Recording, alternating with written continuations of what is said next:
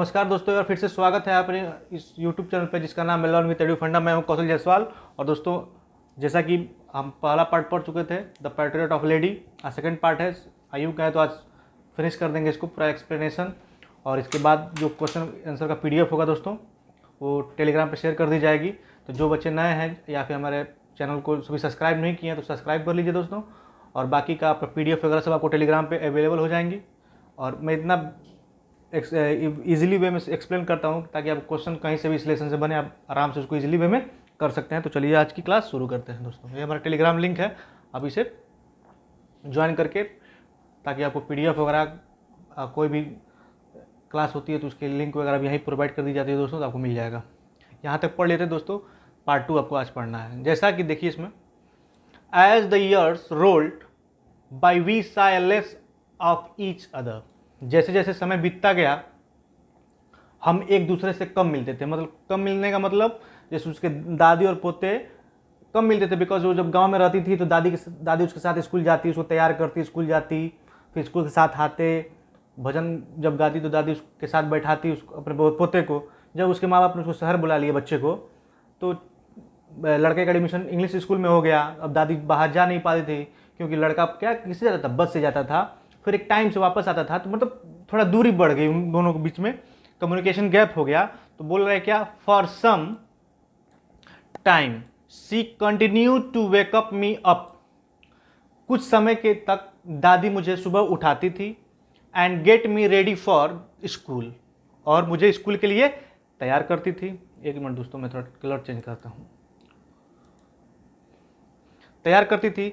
When I came back she would ask me, जब मैं school से वापस आता, what the teacher had taught me, मतलब अध्यापक ने मुझे क्या पढ़ाया है, ये दादी पूछती थी कि मतलब क्या पढ़ाया अध्यापक ने।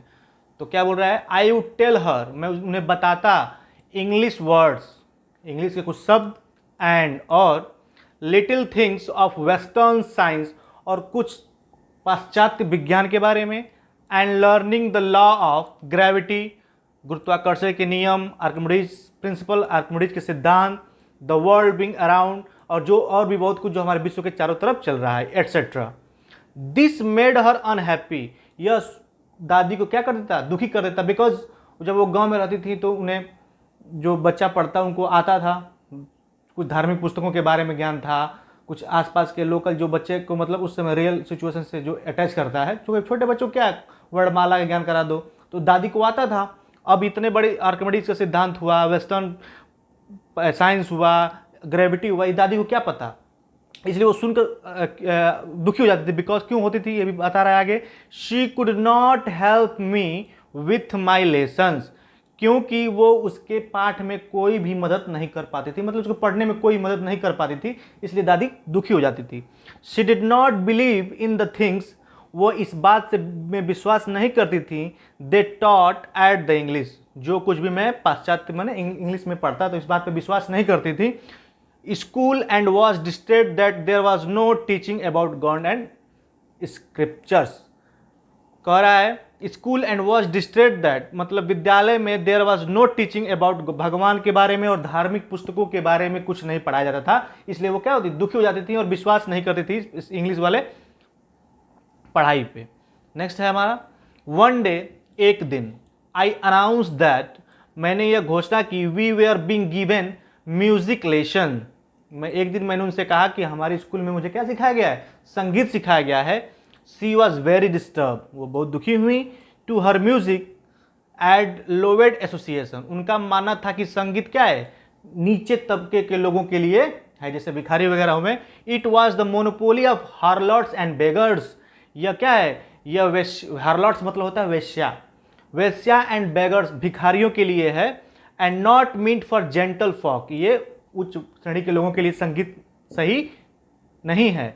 सी सेड नथिंग, उन्होंने कुछ तो कहा नहीं, बट हर साइलेंस, लेकिन उनकी चुप्पी मींट डिसअप्रूवल, इस बात का द्योतक थी कि वो क्या है, इस बात से खुश नहीं हुई हैं। फिर बोल रहा है, she rarely talk to me after that, वो मुझसे यदा कदा ही अब बात करती थी। When I went up to university, जब मैं विश्वविद्यालय में गया, I was given a room of my own, तो क्या हो रहा है, उसे अब एक अलग कमरा मिल गया। मतलब पहले दादी के साथ सोता था बच्चा, अब जब वो यूनिवर्सिटी में गया, बड़ा हो गया, तो उसको एक पढ़ने के लिए एक अलग कमरा मिल गया। अब दादी अकेले अपने रूम में रहती थी, ये भी अकेले रूम में रहता था। The common link of friendship was snapped. हमारे बीच के जो फ्रेंड मित्रता की जो कड़ी थी वो क्या हो गई, कुछ देर के लिए क्या हो गई, स्नैप्ड हो गई, मतलब कट गई। माई ग्रैंड मदर, मेरी दादी, एक्सेप्टेड हर सेक्युलेशन विथ रेजिग्नेशन। मेरी दादी ने उस एकांतवास को बड़े ही विनम्र तरीके से क्या किया, स्वीकार कर लिया। She rarely left her spinning wheel to talk to anyone. वह दिन भर चरखा काटती रहती थी।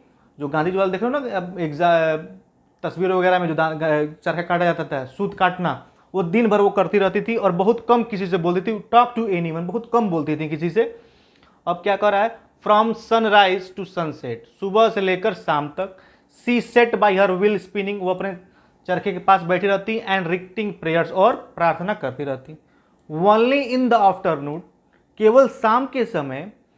शी, वह relaxed for a while to feed the sparrows, वह केवल शाम के समय कब आराम करती, जब वो बरामदे जाकर चिड़ियों को क्या खिलाती, दाने खिलाती। वाइल, जब she sat in the verandah, वरामदे में बैठकर।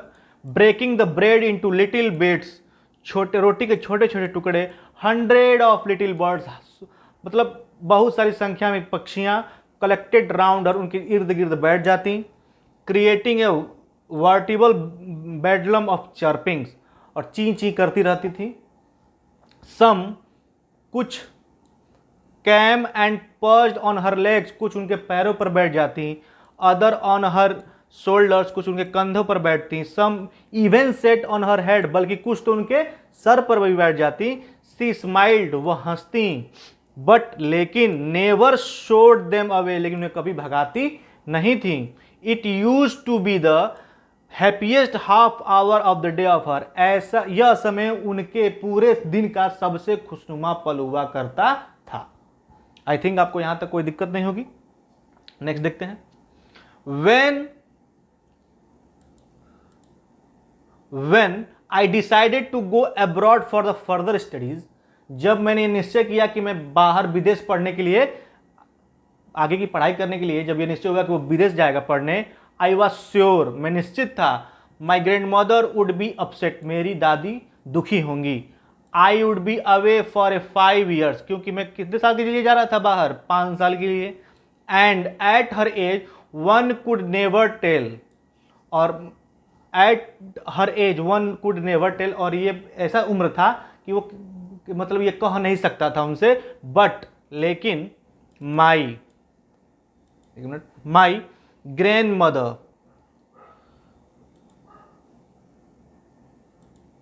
माई ग्रैंड मदर कुड, लेकिन मेरी दादी, मतलब ऐसा उम्र था, पूछ रहा है, I would be away for 5 years, वो 5 साल के लिए विदेश जा रहा था। एंड हर एज, और दादी की इतनी उम्र थी कि वन कुड नेवर टेल, कि कोई ये बता नहीं सकता था कि 5 साल बाद जब उनका पोता वापस आएगा तो दादी जिंदा भी रहेगी या नहीं।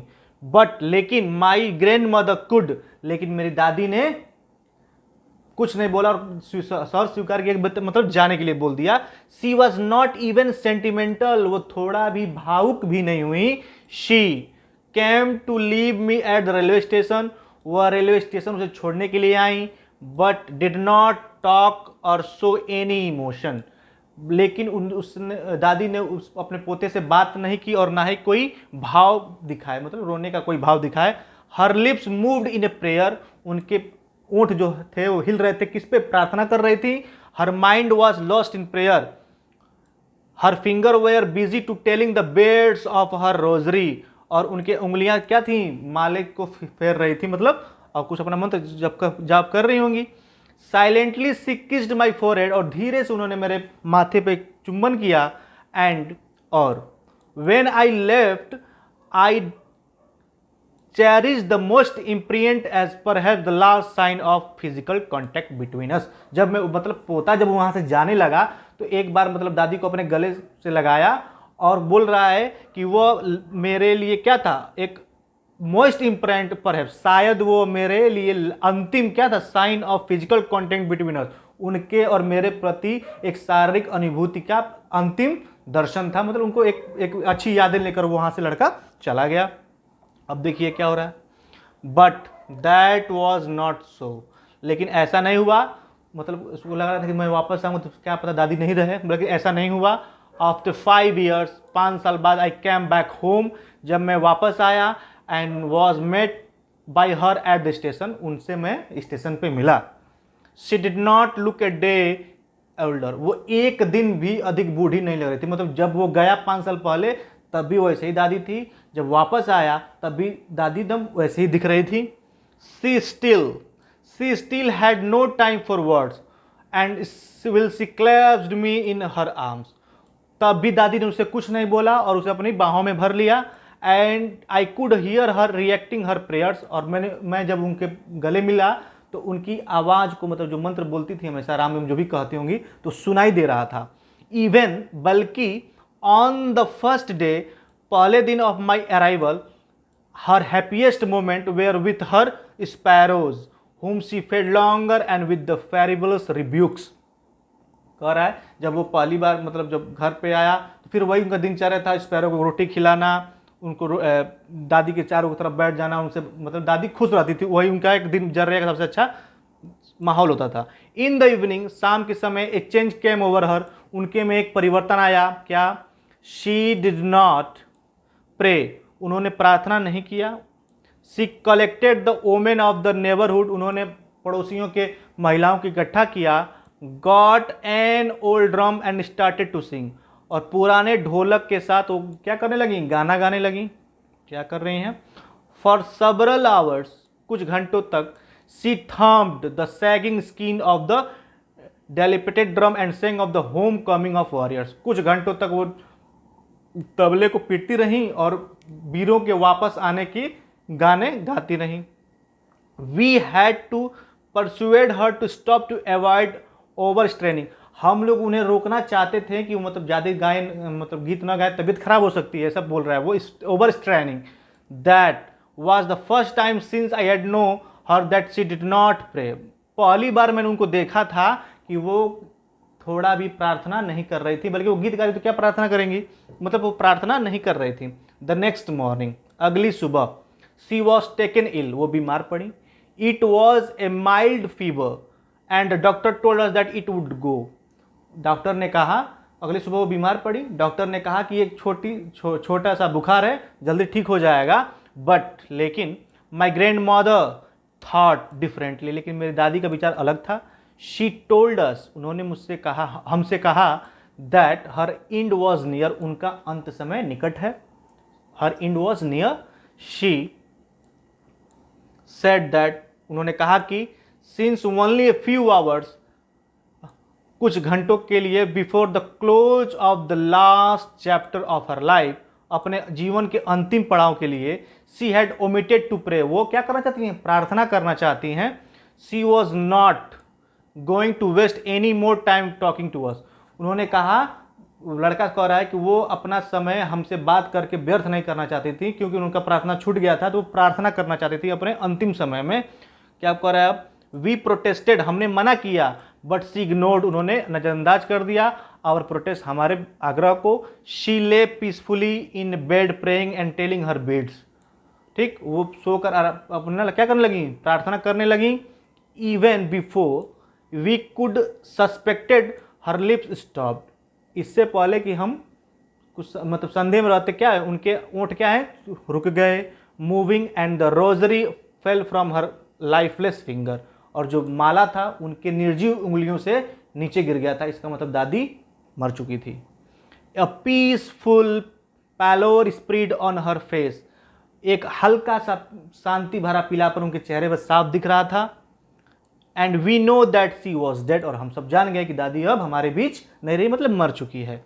We lifted her off the bed, हमने उन्हें बेड से उठाया। And is a customary laid her on the ground, और उन्हें लाल कफन उठाकर क्या क्या जमीन पे लिटा दिया। आफ्टर ए फ्यू आवर्स, कुछ घंटे बाद ऑफ मॉर्निंग, विलाप करने के बाद, वी लेफ्ट हर एलोन, उन्हें अकेला छोड़कर, टू मेक अरेंजमेंट, व्यवस्था करने चले गए, फॉर हर फ्यूनरल, उनके अंतिम यात्रा का। इन द इवनिंग, शाम के समय, we went to her room, जब हम उनके रूम में गए, with a cradle stretcher to take her to be cremated. जब मतलब अंतिम दाह संस्कार करके जब उनके पास रूम में आए तो क्या बोल रहा है, the sun was setting and had it lit her room and veranda with the blaze of a golden light. तो सूर्य का प्रकाश वरांदा और उनके रूम में एक हल्की सुनहरी रोशनी बिखेर रहा था। We stop halfway in the courtyard, हम कुछ देर तक आंगन में रुके। All over the veranda in her rooms right to up to where she lay dead and stiff wrapped in the red shroud, thousands of sparrows sat scattered on the floor। जहां दादी बैठकर चिड़ियों को खाना खिलाती थी, दाना खिलाती थी, वहां पे हजारों चिड़ियां बैठी हुई थी, लेकिन वो उस समय ची ची नहीं कर रही थी। वो भी बेचारी मौन धारण किए हुए दादी की के मरने के में शोक प्रकट कर रही थी, कोई भी चीज नहीं कर रहा था, शांत भाव में हजारों चिड़ियां बैठी हुई थी। There was no chirping, we felt sorry for the birds, हमें चिड़ियों को देखकर बहुत दुख हुआ। And my mother fetched some bread for them, और मेरी दादी, मेरी माँ कुछ रोटी के टुकड़े उनके लिए लेकर आई। She broke it into little crumbs the way my grandmother used to and threw it to them. और मेरी माँ ने जैसे दादी उन चिड़ियों के लिए रोटी के टुकड़े फेंकती थी, मेरी माँ ने भी चिड़ियों के रोटी के टुकड़ों को उस बारांदे में डाला। अब क्या हो रहा है, the sparrow took no notice, लेकिन चिड़ियों ने उसे ध्यान तक नहीं दिया उन रोटी के टुकड़ों पर, of the bread. When we carried my grandmother's corpse off they flew away, ठीक, when we carried my grandmother's corpse, और जैसे ही क्या हुआ, जब से मतलब चिड़िया जान गई कि दादी अब नहीं रही, तो क्या हो रहा है, the grandmother corpse of the way flew away quietly, और धीरे से वो चिड़ियाएं क्या हो गई, सब वहां से उड़ के चली गई। Next morning the sweeper swept the bread crumbs into the dustbin, अगली सुबह झाड़ू वाला आया, उन टुकड़ों को इकट्ठा करके क्या कर दिया, डस्टबिन में डाल दिया। दोस्तों, इस प्रकार ये पोते और दादी के जो बीच का जो पर्टिकुलर रिलेशन था खत्म होता है। ये लेखक थे खुशवंत सिंह के बारे में लिखा गया है दोस्तों, खुशवंत सिंह ही इसके राइटर हैं। तो उम्मीद है दोस्तों ये आपको समझ में आया होगा।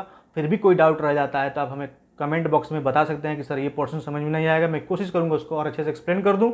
इसकी क्वेश्चन आंसर की PDF क्या एक दिन डिस्कस कर दूंगा यहाँ पे कल, और उसकी PDF आपको टेलीग्राम पे मिल जाएंगी। तो उम्मीद है आपको ये वीडियो पसंद आई होगी दोस्तों। अगर पसंद आई हो तो उसे शेयर जरूर करिएगा, सब्सक्राइब कीजिएगा और लाइक कीजिएगा, और PDF के लिए टेलीग्राम लिंक को ज्वाइन कर सकते हैं। तब तक के लिए मिलते, धन्यवाद नेक्स्ट वीडियो में।